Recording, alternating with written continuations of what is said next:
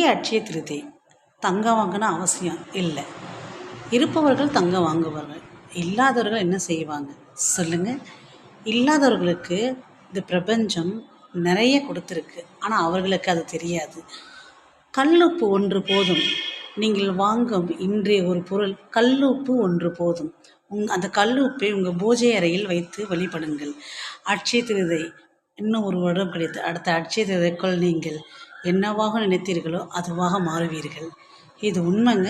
அட்சய திருதிக்கு நம்ம எந்த நல்ல விஷயம் தொடங்கினாலும் அது எதில் இன்வெஸ்ட்மெண்ட் பண்ணினாலும் பெருகுன்னு சொல்கிறாங்க. அட்சய திருதி அப்படின்னா வளம் பெருகும். ஓகேங்களா? ஸோ சித்திரை அமாவாசை 3ஆம் நாளிலிருந்து இந்த அட்சய திருதி கொண்டாடப்படுகிறது. தங்கம் வாங்கணும் அவசியம் இல்லை.